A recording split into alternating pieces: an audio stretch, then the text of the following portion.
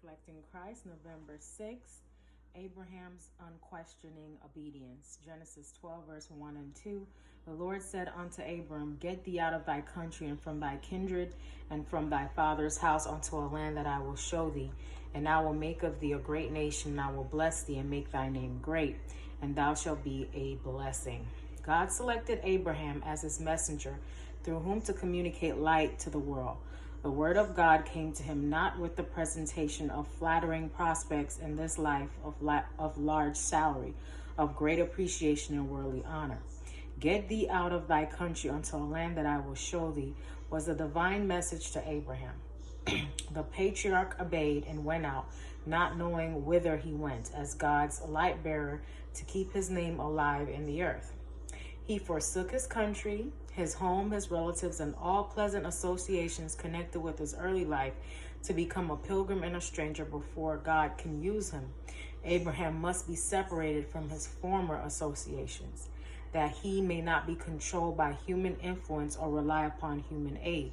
Now that he has become connected with God, this man must henceforth dwell among strangers. His character must be peculiar, differing from all the world. He could not even explain his course of action so as to be understood by his friends, for they were idolaters. Spiritual things must be spiritually discerned. Therefore, his motives and his actions were beyond the comprehension of his kindred and friends. Abraham's unquestioning obedience was one of the most striking instances of faith and reliance upon God to be found in the sacred record, with only the naked promise that his descendants should possess Canaan. Without the least outward evidence, he followed on where God should lead, fully and sincerely complying with the conditions on his part and confident that the Lord would faithfully perform his word. The patriarch went wherever God indicated his duty. He passed through wilderness without terror. He went among idolatrous nations with the one thought, God has spoken. I am obeying his voice. He will guide. He will protect me.